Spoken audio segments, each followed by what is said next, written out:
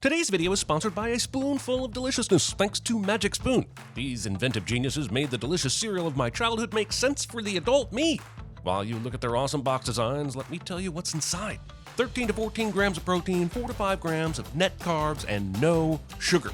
I eat cereal as a snack while sitting movies, and because I'm basically a man-child, I like to mix peanut butter and cocoa together while drinking the fruity flavored milk. Get $5 off any order when you use my code CinemaSins at checkout or go to magicspoon.com/CinemaSins to save $5 today. Be sure to check out their variety pack, which includes all the flavors to get you started like fruity, frosted, peanut butter, and cocoa. Links are in the description. Spoons are not provided. Can we talk about the security on the Disney castle for a second? Because building an unprotected waterway directly under the center of your stronghold seems like a bad idea. DreamWorks could scuba all sorts of bombs underneath there and then camouflage the explosions by having them coincide with your seemingly ceaseless fireworks. And they've taken over before you can say bibbity boppity boom. Is it strange that these dolphins seem so happy to watch the ship go by? I mean, the people on board are dumping their actual shit into the sea and hauling in sea creatures to their deaths. I know we want to like the humans, but would they like them? No! Give them angry eyebrows! These two pirates who apparently forgot the pirate bandana was meant to keep your hair protected and out of your eyes so you can work. And that's not accidental leakage. That style is a choice. The pirates of the Caribbean came here to slay. Also, obviously, these guys have experience on a ship. But shouldn't there be some sort of safety rule against balancing on your gut like this? He's a rogue wave away from roly-poly tumbling down to the deck. King Triton? Why, ruler of the mer people, lad. Wasting no time getting into the poop deck's position, I see. This poor f***ing long-haired dog is on a windy ship with constant sea spray. There's no way Max isn't matted so badly that he will need to be shaved immediately upon docking. Penis castles. Also, if you're building a castle underwater, isn't the best bet to build it downward into the seafloor? Better camouflage, better protected. I'm just saying vagina castles are better down where it's wetter. Take it from me. Drowning Goofy, Donald Duck, and Mickey Mouse. Using the greatest power of the sea to light a f***ing chandelier. Imagine deciding to make one merman wear a bow tie like a goddamn Chippendale. These are sapient fish in this movie. When you think about that, this whole using fish as horses bit gets dark as shit.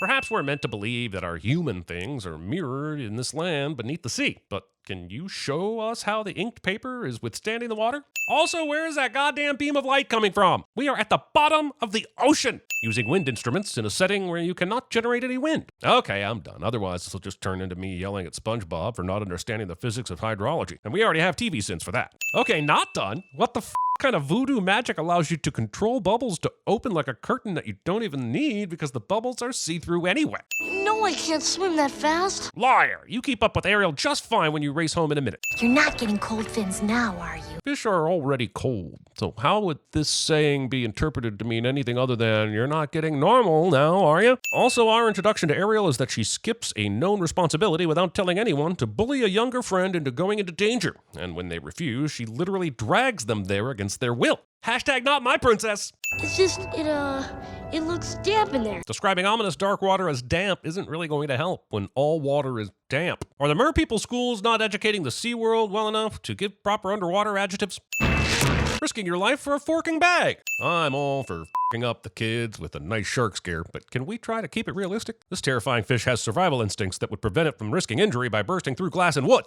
Consider just for a moment that Flounder, a fish, gets stuck in this porthole, but Ariel, a grown humanoid being, gets through easily. Yet their heads are the same size, and I'm guessing Ariel's skull is a bit less flexible than Flounder's body. And that's before we even start talking about Ariel's hips. So here's the thing about Ariel's hips. Humans use these little babies to straighten their hair out. But mer people have hair too. Hair that apparently looks completely fluffed and dry, whether it's in water or out. But my point is, the mer community would have knowledge of the concept of a comb, so just call it a comb. Thank you, Scuttle. Does Scuttle live here? Do they just know he will be at this exact rock at this exact time every day? And if he lives or hangs out directly over the boat they were exploring, why hadn't they explored it before today? Probably the darkest part of this movie is the escape of the shrimp from this pedestal. These critters are gone in the next frame, so they know how to swim away. Meaning the 3 shrimp waited for Ursula to eat the single shrimp, and while she was distracted, they escaped. Damn, Disney, you dark.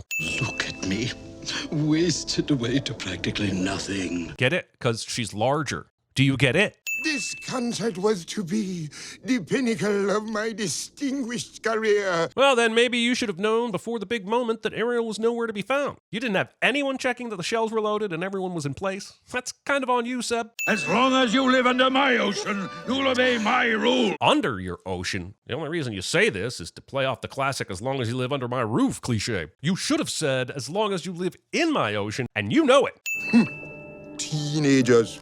Someone to watch over her, to keep her out of trouble. All the time. And you are just the crab to do it. That's right. To show you care about your child, monitor her 24/7 with a tiny creature that can barely keep up with her at all. Also, Disney comic relief sidekick tasked with watching over the protagonist cliche. What is that girl up to? Nothing secret, I'm sure, because if it was going to be secret, she surely wouldn't swim out into the open f***ing water. Even though Ariel has been told the dinglehopper is a hair device, she just happens to display it with a knife and spoon because she's what, clairvoyant? Though I can't play the song, I'm absolutely sinning the lyrics for rhyming the girl who has everything with she's got everything. Ariel has just asked us if we want thingamabobs because she's got 20, and considering she's only showing us 13, her next lesson from Scuttle should be how to count to 20 even when you don't have toes to help. Ariel sings the line, "Legs are required for jumping and dancing," and I'd just like to introduce her to Zion Clark and Gabe Adams. As Ariel pines for a day she can engage in overcandling, I'd just like to mention that this painting, Magdalene with the smoking flame, was done with oil on canvas, and water would absolutely have destroyed it. Glorifying hoarding, setting off fireworks with your cloth sails still deployed. I've never seen a human this close before. And I've never seen a human give so much to a recorded performance in my life.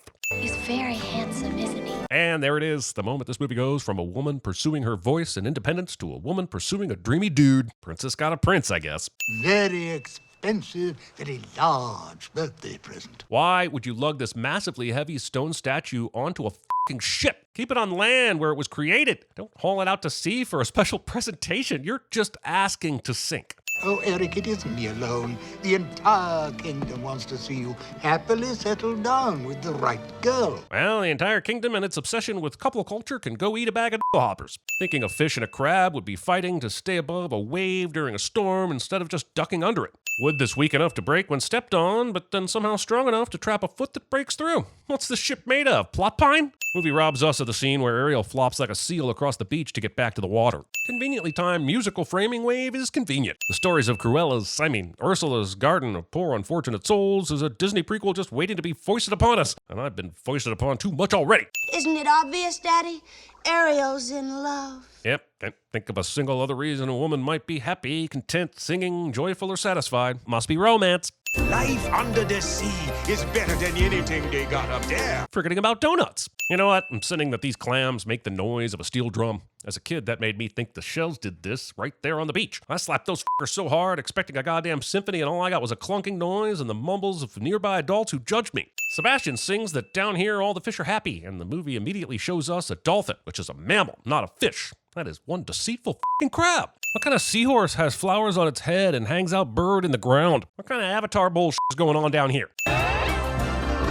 What the hell? This movie requires a lot more drugs than I remember. Somebody's got to nail that girl's fins to the floor. Torture. Have you noticed she's been acting peculiar lately? No, but I did notice that the animators gave you nipples, which I salute. But it brings up the question, do mermaids breastfeed? And if so, do they have to find shell bras that have latches? And why do they need bras in the first place when they live in constant buoyancy? Look, I didn't want to spend my whole day thinking about mermaid breasts, but you opened the door, Disney animators.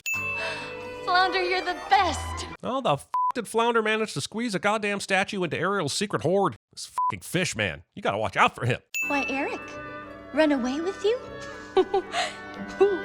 This is all so sudden. Is it ironic that a movie set underwater makes me want to continuously dry heave? You don't even know him. Triton's response to this is to spout more human racist nonsense instead of just saying, beyond a few moments of peeping Tomming and then watching him while he sleeps, danger to you, you aquatic creeper. King T ignores any concern for personal harm and turns the antique store into a thingamabomb. Can I get a bit of explanation for Flotsam and Jetsam's magic seeing eye eel trick? Apparently one of each of their eyes is used to combine an image for Ursula's Palantir bubble. But how did that happen? Did Ursula design it that way? Were they born twins with the special power that Ursula discovered? These eels are out here swimming around like a built-in plot progression machine, and I could use some justification. The sea witch? A better name for the lobster roll somehow makes it into the script. She's a monster. Why don't you go tell my father?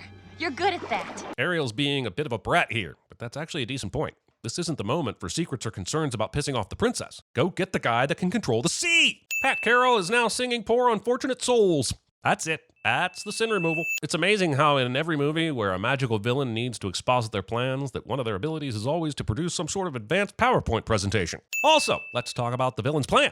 Ursula sees that Ariel is love blind and seizes that opportunity to clearly outline the terms of a contract that will either give her legs for life or turn her into a murderp. She then spends the entire verse of a song explaining that Ariel will have no voice to assist her in meeting her personal goals within the binding contract. Then she shows her the contract and does not force her to sign it. Wait, no. None of that sounds like Ursula did anything wrong here. Looks like Ariel just saw a dude dance with a dog, fell in love, and lost her brains. You've got to get dear old Princey to fall in love with you. That is, he's got to kiss you. Pay attention, kid. Disney wants you to know that if you kiss someone, you are in love with them. Don't worry, girls. That confusing logic is tempered by the real world, when the kiss obligates you to marriage, monogamy, and motherhood. You'll remain human permanently. But will she run with her arm bent back like noodles? I mean, Ariel is being a dumbass, but does the poor girl realize that arms aren't supposed to look like that when you run? Ursula, you monster! Also, auditioning your Disney princess for that tire flap thing that truckers use. What I want from you is Your voice. My voice? Honestly, this movie is set up to do some amazing thematic things with the idea of a woman giving up her voice for a man and then finding that without her voice, the relationship is sour and one-sided. The movie has zero interest in exploring any of this, of course, but it was right there. This contract starts in English and then quickly goes into gibberish. Apparently, Ariel is trading one voice for Bayan On's Hun, Thon Mio Selnperger. And there's no way that shit is holding up when it eventually goes before the Supreme Court. No fair! The merperson that has only had toes for 12 seconds can move them all independently. New seashells? Scuttle asks Ariel if she's wearing a new bra. What would our father say? I'll tell you what our father'd say. Would he say that for a fish, Flounder sure doesn't seem to mind keeping his gills above water for extended periods of time? Because that's what I'd say.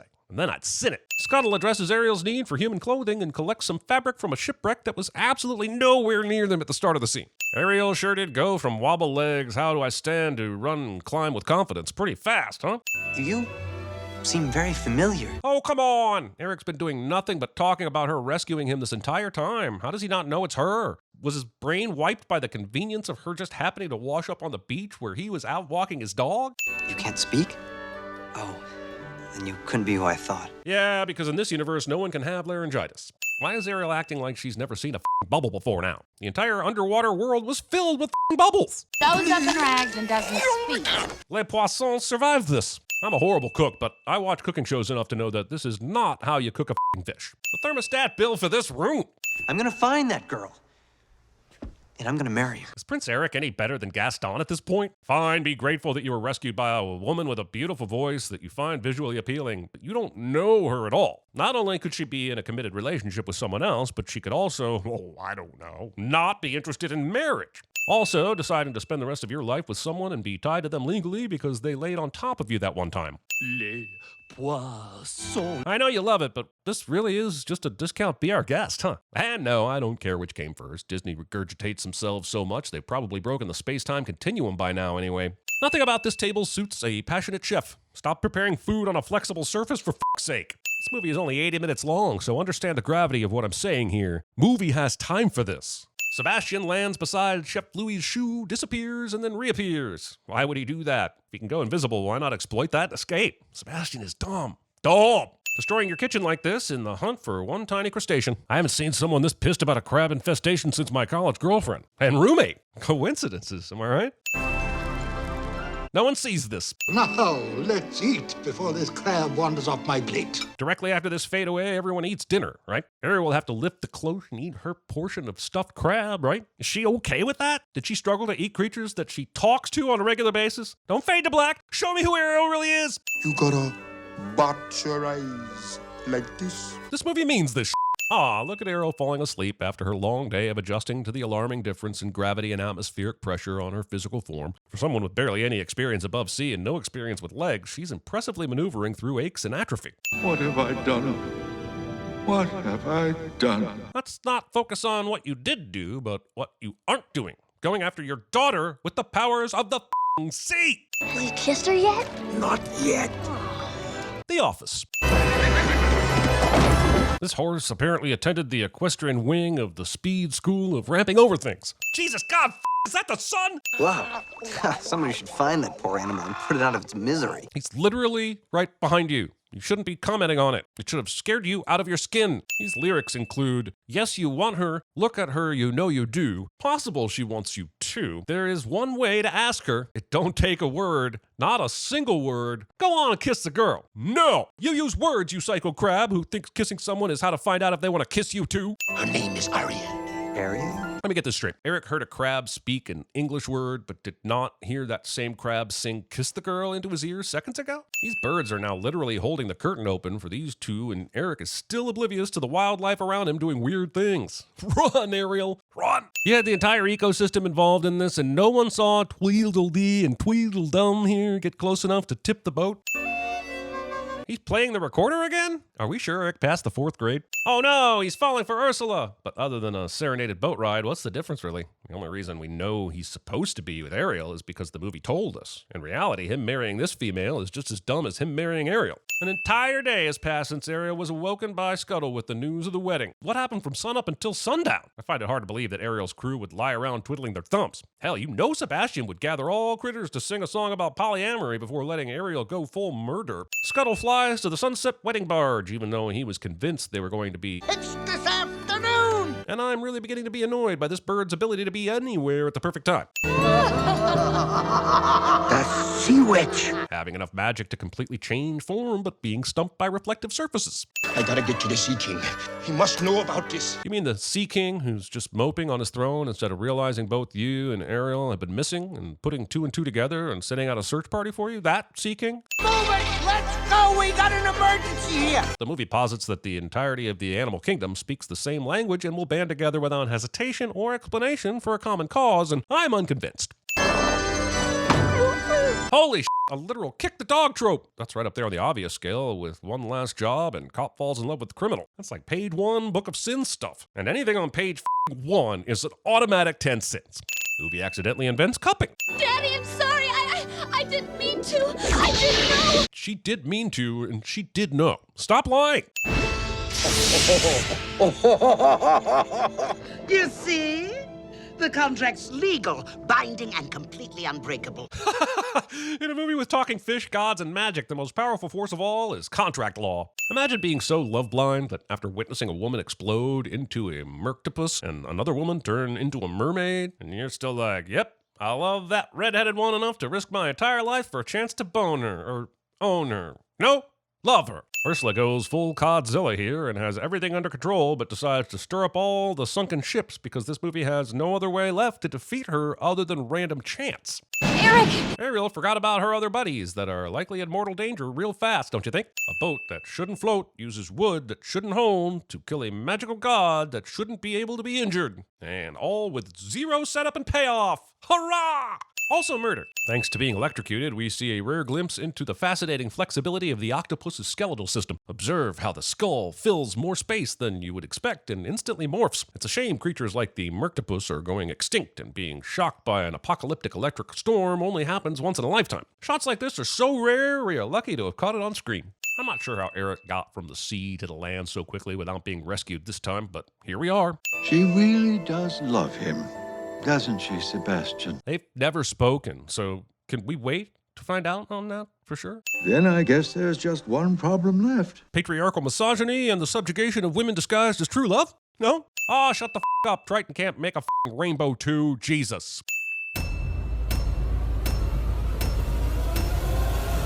Major daddy issues? Check. So long, and thanks for all the fish. You can just stay here and watch for sharks. Okay. You knew there was a shark out there, but you let people go swimming anyway. Rosebud. Together. Forever. Forever, forever, forever, ever, forever, ever. Nice young ladies just don't swim around rescuing people in the middle of the ocean. Strange women lying in ponds, distributing swords is no basis for a system of government. Marriage is what brings us together today. You see? The contract's legal, binding, and completely unbreakable. Basically, this contract guarantees you can have all the fun you want and nothing bad's ever gonna happen.